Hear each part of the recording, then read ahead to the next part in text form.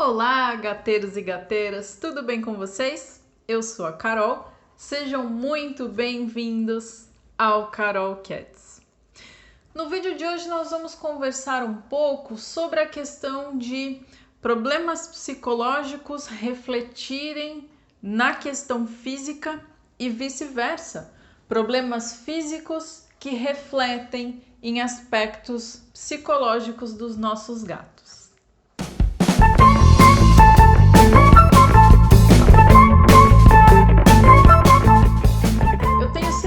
Que todo mundo que está me assistindo, eu acho muito difícil que alguém nunca tenha escutado falar que uma pessoa adoeceu por estresse, né? Pode ser, né? É bem provável que muitos de vocês já passaram por isso. Estavam muito estressados, sofrendo muita pressão, às vezes questões de trabalho, problemas em casa, enfim. As causas, né? As raízes são inúmeras. A nossa forma de viver hoje, né, a intensidade da nossa rotina, tudo isso contribui para que a gente fique mais ansioso, fique mais estressado, fique realmente fadigado com tudo isso e provavelmente muitos de vocês já foram parar no hospital ou numa consulta médica não se sentindo bem e aí depois dessa consulta, depois da realização de exames, o médico senta na frente de vocês e fala: isso é estresse. Muitas pessoas passam por isso, né? Isso é muito comum. A ansiedade, ela vem sendo considerada aí o mal do século. E por que a gente pensa nisso, né? Nós temos evidências que isso acontece conosco. Por que a gente não pensa que isso pode acontecer com os nossos gatos, com os nossos cães, enfim, né, com os nossos animais de estimação? E na verdade isso também acontece. E não é nada místico, né? Eu gosto de fazer essa comparação, de fazer essa brincadeira, quando eu falo de energia também, né? Que a nossa energia, o nosso estado de espírito, se a gente está mais agitado ou está mais tranquilo, se a gente está nervoso ou está calmo, isso reflete no comportamento do nosso gato. Não de uma forma mística. Não é que o gato tem aí um poder paranormal de saber o que está passando na nossa cabeça. Tudo isso passa, né? Essa energia nós sentimos muitas vezes de outras pessoas, né? A gente consegue perceber essa carga que a pessoa está carregando, essa agitação, essa ansiedade por linguagem corporal, né? Aquela pessoa que fica se cutucando, que fica chacoalhando a perna, fica batendo a mão na mesa. Isso é ansiedade. Nós sentimos isso e a gente também passa isso para eles, porque o nosso cheiro muda, a nossa expressão corporal, né? A nossa postura, a nossa respiração, às vezes nós não percebemos, mas eles que são extremamente sensíveis sentem tudo isso. Então, se você vai, por exemplo, fazer um treino com o seu gatinho e você não tá naquele dia mais calmo, não tá com muita paciência, pode ser que isso não seja tão legal, né? Você pode ter aí um reflexo negativo disso, a coisa não funciona tão bem e ele vai perceber. E não é nada paranormal, né? Não é nada sobrenatural. E da mesma forma, essa questão, né, de passar por problemas psicológicos, ter questões aí cognitivas, refletindo na saúde física e vice-versa.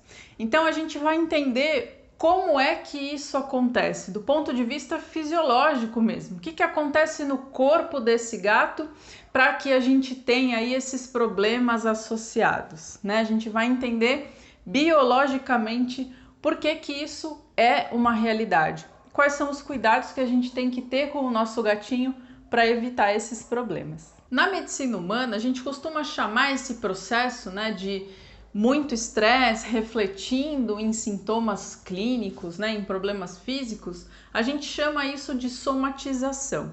Na verdade, a gente está falando de um problema somático, né? Isso é um termo biológico aí, né, da medicina também.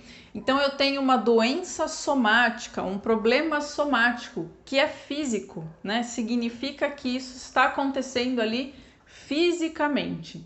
e a raiz pode ser psicológica, né? O raciocínio vai ser idêntico para o nosso gatinho. E a gente fala também, com certeza vocês já me ouviram falar isso e escutam muitos outros comportamentalistas falando, que nós temos que fazer sempre uma avaliação multidisciplinar no nosso paciente, entender, né, o que pode estar acontecendo para aquelas alterações de comportamento que os tutores estão reclamando, e a gente vai excluir problemas físicos, né, doenças propriamente ditas, físicas, para que a gente considere como uma questão psicológica, emocional, comportamental.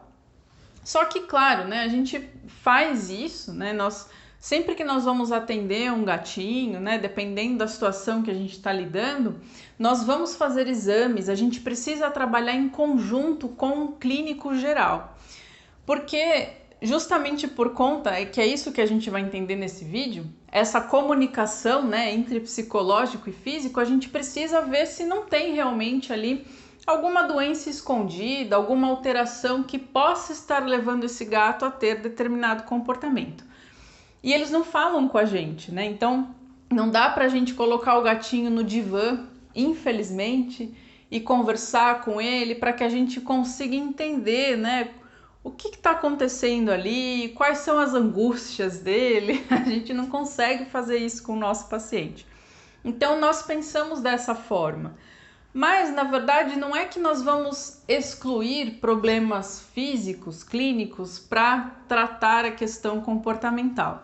Na realidade, esses problemas podem muito bem coexistir e a gente precisa sempre enxergar esses dois lados. Nem sempre eu vou saber qual foi o começo, né? Qual é a origem daquilo que eu estou lidando.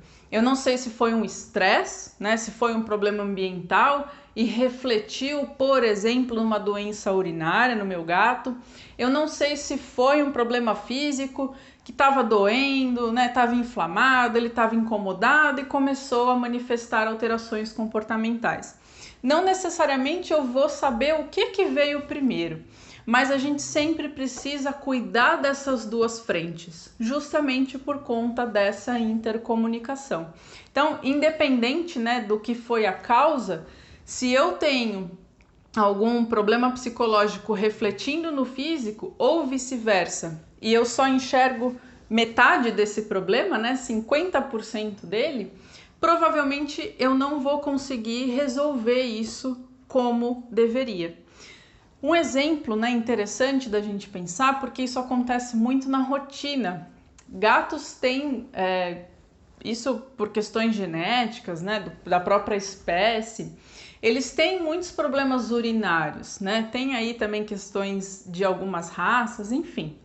Mas gatinhos manifestam muitos problemas urinários, com bastante frequência a gente vê isso na clínica geral. E aí, claro que a gente vai fazer exames, vai fazer tratamento, né? Vai utilizar ali princípios ativos para melhorar essas condições.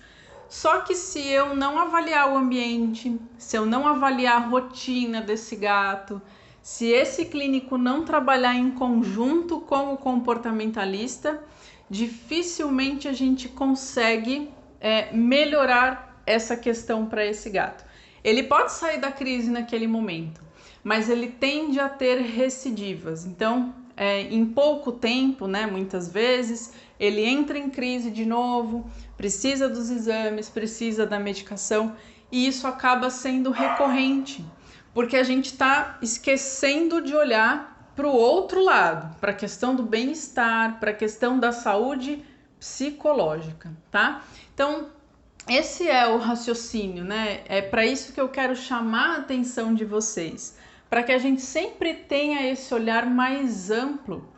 Lembra que nós somos um organismo, né? Eu, Carol, eu tenho o meu corpo, tenho a minha mente. Tá tudo aqui dentro. Isso acontece com você também e acontece com o seu gatinho. As emoções, né? Todas essas questões psicológicas que a gente fala, né? A questão cognitiva, de aprendizado, tudo isso está dentro de um órgão, né? É o nosso cérebro que comanda tudo isso. E o cérebro pertence a esse organismo. Então nós estamos falando de mais um órgão dentro desse organismo complexo.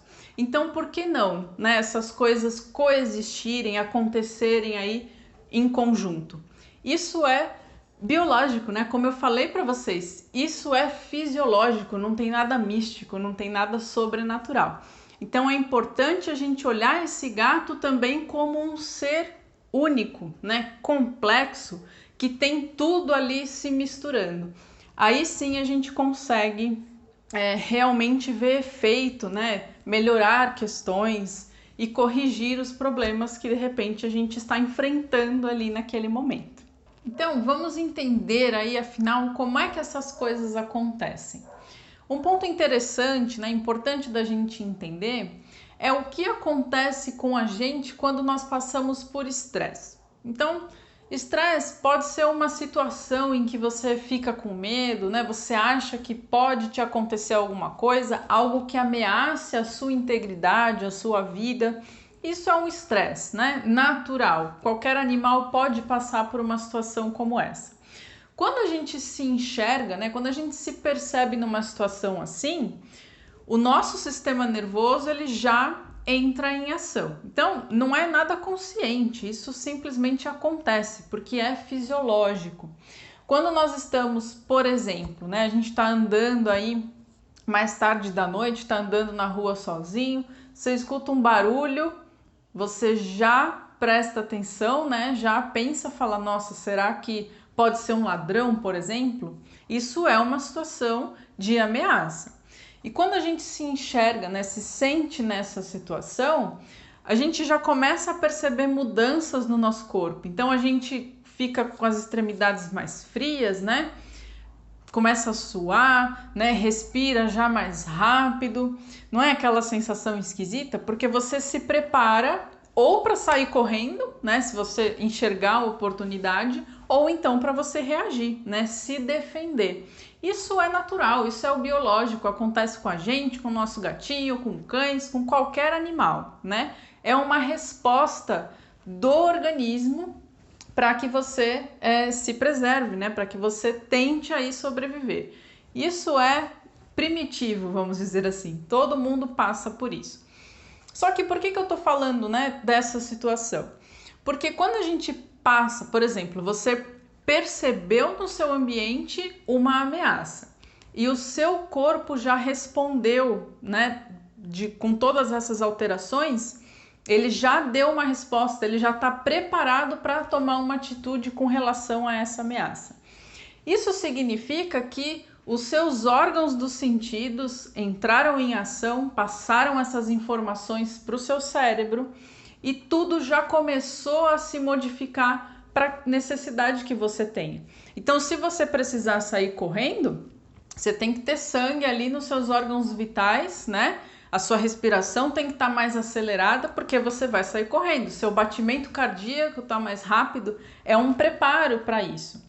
Só que é uma situação de estresse agudo, né? Naquele momento, depois você conseguiu fugir ou não era nada, né? Você percebeu que era só um barulhinho e não era uma ameaça, tá tudo certo, você vai se acalmar.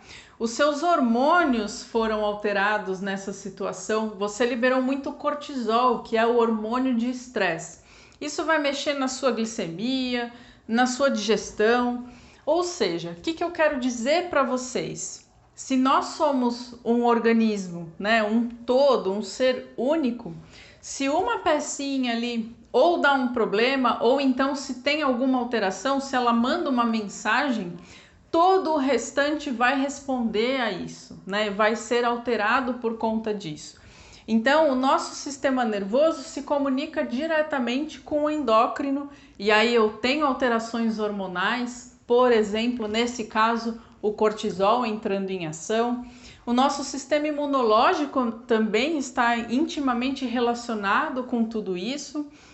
Então, nessas situações rápidas, né, um momento de estresse, né, alguma coisa ali, por exemplo, um desafio que você faça com o seu gato, tudo bem, isso não vai te trazer nenhum problema, né? Faz parte aí das nossas adaptações para reagir a isso. E nós temos esse estresse, não nesse caso, né, que a gente estava andando sozinho, levou um susto, Mas você desafiar o seu gato, né, fazer exercícios, aqueles brinquedos, o enriquecimento alimentar, dar dificuldade para ele, né, pegar ali o petisco, enfim. Isso é estresse, né? Isso vai fazer com que ele raciocine ali como é que ele vai tirar o petisco, ele vai ter que gastar uma energia fazendo isso. Mas isso é positivo e isso é pontual. Então tá tudo certo. E de repente, se a gente passou aí por esse susto, também vai ser pontual. Depois nós vamos voltar aí para o nosso equilíbrio, né? O nosso corpo vai voltar a funcionar de forma equilibrada, com tudo acontecendo bonitinho como tem que ser. E a gente não vai ter nenhuma repercussão disso. Agora, imagina só você sofrer um estresse de forma crônica. Então, como eu dei o exemplo para vocês no começo do vídeo, aquela pessoa que, por exemplo, está numa situação de vida, né? No trabalho, em casa, numa relação, mas ela tem um período prolongado de estresse, de ansiedade, de medo, de frustração, tudo isso de uma forma crônica. Então pensa, né, que todas essas alterações, todas essas respostas do corpo, não necessariamente a questão de lutar ou fugir, mas os hormônios, o sistema imune, o sistema nervoso, tudo isso vai também ficar alterado de forma crônica. Então, uma pessoa que tem o distresse, que nós chamamos, que é esse estresse ruim, crônico, prolongado, por exemplo, ela vai ter a todo momento esse hormônio de estresse aí sendo liberado em altos níveis, e isso é prejudicial, né? Em longo prazo, de maneira crônica, isso vai ser prejudicial, porque o organismo não volta para o equilíbrio, né? Então essa pessoa vai estar sempre alterada, ela vai estar sempre nervosa, e isso não é legal. É como se a gente tivesse realmente uma fadiga. Então a gente faz aquele exercício, né, extenuante, a gente exagera, fica fadigado, não aguenta mais. Essa cronicidade, né, do estresse, então esses estímulos aí de forma prolongada vão sim levar esse organismo à fadiga também, né? Então é isso que acontece na fisiologia. Por isso que eu brinco, né? Não é nada sobrenatural. Na verdade, é o nosso organismo que está respondendo a essas alterações. Mas isso não vai ser legal, né? Isso não vai ser positivo. E da mesma maneira isso acontece com o nosso gato. Então, aquele gatinho que divide o ambiente, né? Que divide o espaço com outros gatos e tem conflitos sociais, por exemplo. Então tem gatos que não se entendem, que se perseguem dentro de casa, né? Um fica correndo atrás do outro. Eles mal podem se olhar que um já vai para cima do outro, já tem aquela briga horrível. Se isso vem acontecendo todos os dias, por semanas, por meses, imagina esse gato, né, nessa cascata aí de estresse. Aí eu tô falando de luta ou fuga mesmo, né? Imagina isso cronicamente, né? Esse organismo reagindo dessa forma de uma maneira prolongada. Isso é ruim. Então, esse organismo vai chegar uma hora que vai ter problemas em outros sistemas, porque ele fica fadigado, ele fica cansado. Então, o que a gente nota, né? O que a gente observa? Por exemplo, claro que a gente precisa sempre lembrar das questões genéticas. Então, a gente vai pensar em doenças crônicas, uma inflamação crônica, alergias, por exemplo. Então, lembra que eu falei do sistema imunológico. Ele pode ser hiperreativo, né? Ele exagera nessa resposta aí de defesa.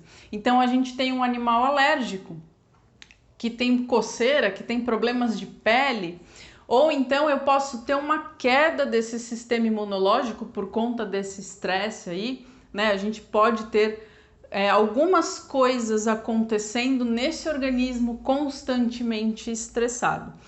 E claro que nós temos sim o fator genético, não é todo gatinho que vai responder da mesma forma a essas alterações, porque existe uma informação genética importante, mas a genética ela sempre é combinada com o ambiente.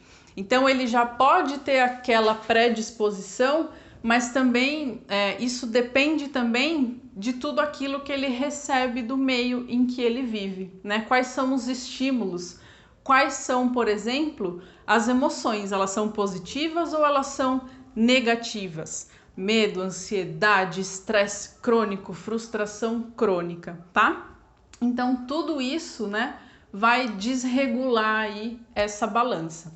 Então, animais que, por exemplo, têm alergias, né, têm problemas crônicos na pele, a gente percebe, né, a gente sabe que por conta dessa comunicação aí, né, fisiológica, questões emocionais, problemas de comportamento, de relacionamento, de ambiente, vão estar intimamente ligadas a essa resposta, a essa coceira que eu vejo no meu gato, né, a esse incômodo. E o contrário também vai acontecer. Então, se o meu gatinho está passando por uma dor crônica, por exemplo, de repente meu gato já é mais velho, né? Entrou aí na terceira idade, está com uma doença degenerativa em articulação, artrose que a gente chama, né? Isso é bastante frequente em gatos mais velhos e isso traz dor. Então, esse quadro de dor crônica, né? Esse incômodo, uma inflamação crônica, a própria coceira, esse gato pode estar com algum probleminha de pele, né? Não necessariamente ele teve algum problema psicológico que refletiu na pele. Digamos que o problema primário seja a pele. Ele está com uma alergia, está com pulga. Mas essa coceira é tão intensa, né? Isso é tão desconfortável que esse animal vai ter alterações de comportamento, de apetite. No relacionamento, ele pode ficar mais irritado, mais agressivo, ele para de brincar, ele fica escondido, porque isso é um reflexo desse incômodo permanente, tá? Então, essas duas coisas podem acontecer, né? Eu posso começar no psicológico e ter um reflexo físico, eu posso começar no físico e ter um reflexo psicológico. Então é um ciclo, né? É um círculo vicioso. Por isso que se a gente não cuidar dos dois lados, talvez a gente não consiga resolver esse problema, né? Efetivamente. E aí eu repito, a importância do comportamentalista trabalhar em conjunto com o clínico geral. A gente tem que somar essas forças, né? A gente tem que trabalhar juntos para resolver os problemas desse gato que é um organismo só, né? Que funciona ali totalmente interligado. E você em casa, né? O tutor também precisa ter esse olhar amplo, né? Observar aí a rotina, né? Se o seu gato está tendo qualidade de vida, se você está tendo problemas de relacionamento, tem que resolver. Senão no futuro a gente pode ter aí outras coisas acontecendo, porque vai repercutir, né? Esse estresse crônico, esses problemas crônicos repercutem em outras áreas. Vocês entenderam, né, onde eu queria chegar, né, a comparação que eu queria fazer? Eu já vou adiantar aqui, né, para vocês deixarem dúvidas se de repente alguma parte ali não ficou tão clara, ou se vocês estão passando por alguma situação em casa e talvez agora, né, eu tendo passado essas informações para vocês, alguma coisa a mais fez sentido. Vocês querem contar isso pra gente? Escreve nos comentários dos nossos vídeos, ou por e-mail, ou por direct. Entre em contato com a gente da forma que for mais fácil para você.